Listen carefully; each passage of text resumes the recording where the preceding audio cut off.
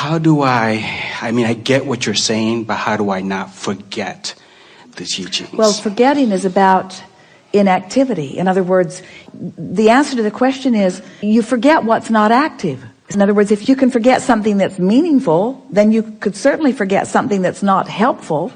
So you could say, I'm really good at forgetting. It's just a matter of what your attention is turned upon. In other words, in this physical world, it is really logical that you would give a lot of your attention to what's going on around you. And when you're giving your attention to what's going on around you, you're sort of forgetting who you really are.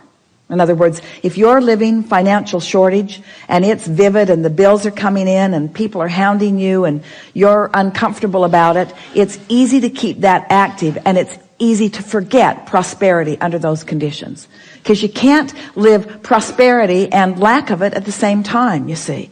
So let's give a definition to forgetting and remembering. Let's call it what it really is. It's an active vibration or an inactive vibration. Esther has been noticing what she is calling a phenomenon in her own experience, where she'll be almost ready to move down an unnecessarily unpleasant path, thought-wise, and the thought will go right out of her head. It's as if another vibration just took over and kept that one from coming. In other words, she forgot it. It's all about focus, and we know in this situation you're wondering why you could forget something that is beneficial, but it's all about focus. If you've got not enough money active in your vibration, then you are essentially forgetting how to be prosperous. If you're focused upon someone who is having a really hard time in a relationship, then you are, for the time that you're focused there, you are forgetting about how to have a really good relationship. You cannot watch your television today without forgetting most of the well-being that you know. Your television is a veritable wasteland. There's not much well-being going on your television. It's mostly stuff that if you watch it, it will cause you to forget the well-being that is abundant. And yet, you have this planet spinning in its orbit that is completely observable, impossible to forget. And a sun that comes round every day to warm your planet, every single day. And yet, you can get so immersed in crap. There's just so much that you can focus upon that causes you not to remember. So, we think this is a really good conversation. What is it that you want to remember? I want to remember that I live in a vibrational universe, and I want to remember that I'm vibrational. I want to remember that I'm worthy. And how are you going to remember it? What is remembering? You see, your brain is not a storage cabinet. It's not like a file cabinet where you're putting things. It's a transmitting and receiving mechanism. And when you're on a frequency, that's what you're remembering. And law of attraction will compound it and help you to remember it more and more and more and more and more. And that really is what we mean by getting out ahead of it vibrationally. I'm the creator of my own reality, which means I'm the author of my vibration, which means I get to choose the thoughts I think. And there are so many things to look at that I would like to amplify. And these are the things that I would like to talk about. If you would treat every day like a buffet and start in a general sense, in other words, divide your world, your personal world, into 4 categories. Call it my body, call it my work, call it my relationships, call it my house or my dwelling. And then as you define each of those categories, ask yourself, what do I want to see relative to this? What is the best thing about my house? It's warmth. It's a haven for me. It's a place that I get to go. It's a place where space that's carved out for me. It's a place where I can have privacy. It's a place where I get to be. It's a place where I get to bring my things. In other words, these are the positive aspects of my house, my body, this vessel that lets me translate this physical experience into something that is tactile. This body that moves me around. I am more efficient than any machine. I have more flexibility and more resiliency. My genius, brilliant, magnificent body. My relationships. Identify the positive aspects of them. These people are so much fun. These people are so nice to be with. These people have created this environment. These people are managing this environment. These people are making the beds and cooking the food and fixing the highways. These people, so many people to appreciate. So much in your world to activate and to keep active and to remember. And so much of your world that really isn't worth keeping activated. It served its purpose. It showed you what you wanted. The step oneness of it is now done. It's no longer of advantage to you, you see. You are the creator of your own reality. The world is responding to you. Everyone that you interact with is a co-creator in the vibration that you've got going on. And there are no mistakes ever, ever, ever, ever, ever. There's never a vibrational mismatch. Law of attraction is definite and kind and consistent. Do you want to create life by default, or do you want to be a deliberate creator? Do you believe that there is fun in deliberate creation? Absolutely. We want to say to you, it's where the only fun is. Because when stuff comes that you have not identified and acknowledged as something that you desire, and then work to achieve vibrational alignment with, when it comes, you don't even notice it because it's not on your radar. But when you have deliberately identified something that you want, honed it out of the absence of it, maybe even, and you have found a way to focus even in the absence of the manifestation of it, by focusing upon the feeling of it, by the why of it, not the how or the where or the who or the when, but the why of it. Why? Why do I want this? Then, as it begins filling into your grid, then you're excited about it, you see. We see you excited over a parking place, and you should be, because it is as easy to create a castle as a button. It just depends on what's in your line of focus and what you're allowing. Do you believe that you can create buttons?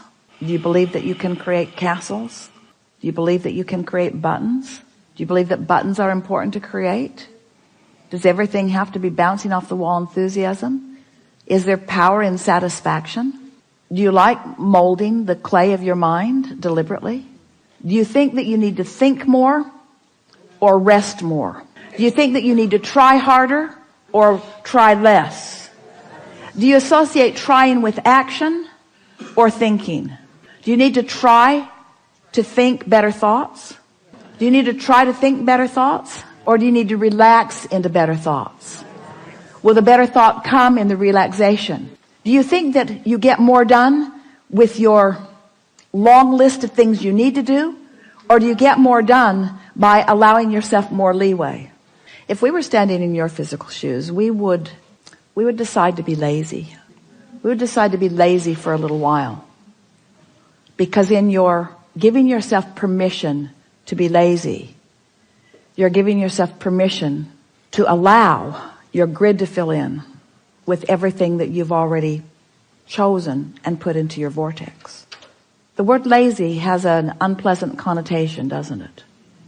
Because it's humans measuring themselves against other humans based upon a flawed premise. And the flawed premise is, the more you do, the more you're worth. And that is the most flawed of all flawed premises. I'd like to give you the premise that is at the basis of your universe. The better you feel, the more you allow. You could not be more deserving. You came as deserving beings into this time-space reality with powerful and clear intent. You've been mixing it up with others and defining what's important, not only to you personally, but important to you on behalf of others. You've included in your vortex a desire for the well-being of far more than your personal self. But it is necessary for you to tend to the well-being of your personal self in order to be a productive advocate for the well-being for anyone else. In other words, you cannot give, or you cannot extend, or you cannot punctuate, or you cannot accentuate, you cannot assist anything that you are not already feeling. Which means, if you are wanting in an altruistic way to be of advantage to everyone you know, you first have got to find a way to be of advantage to yourself.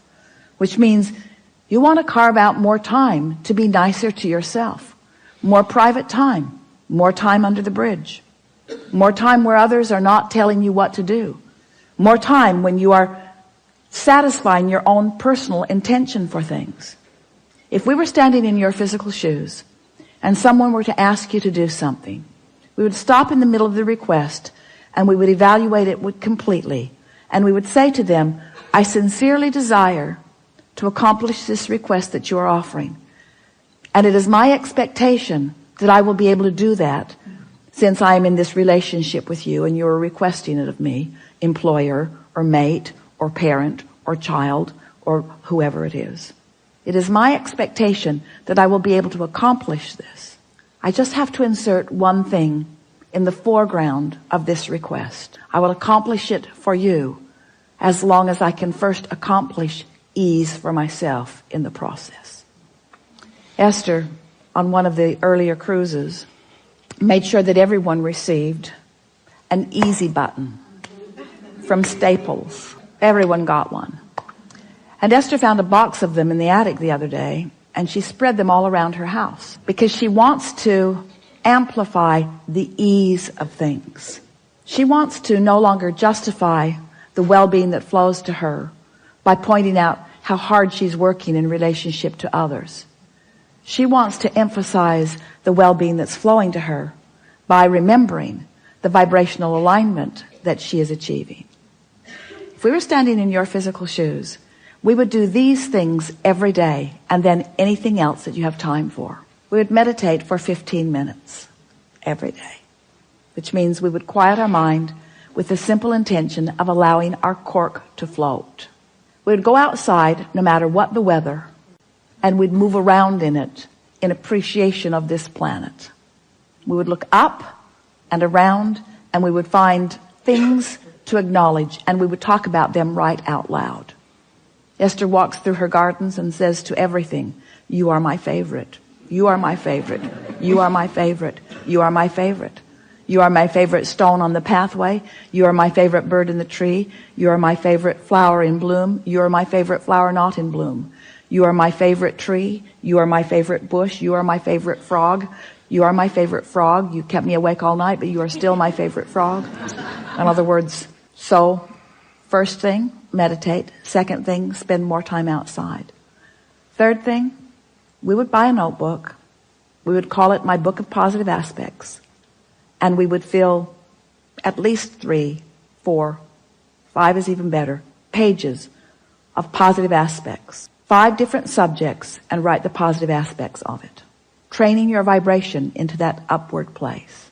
And then there is one last thing that if we were standing in your physical shoes, we would do every single day. We would look upward and outward. It's best if you do it outside or standing at a window. And we would acknowledge that there are universal forces that are focused right at you. We would acknowledge by calling it by name, if you have a name that you like, and we would say, I acknowledge that I am the object of your positive attention, and I'm appreciating your continual gaze on behalf of my well-being. And today, no matter where I am, no matter where I am going, no matter what I am doing, and no matter who I am doing it with, I will be in conscious awareness that you too are there with me, appreciating me, supporting me, assisting me, acknowledging me, inspiring me, guiding me, having fun with me, acknowledging me, supporting me, assisting me, inspiring me, helping me, guiding me, aware of me, loving me, showing me, inspiring me, guiding me, helping me, uplifting me, showing me. Get into an endless loop of that acknowledgement and watch what begins to happen in your life as soon as this day.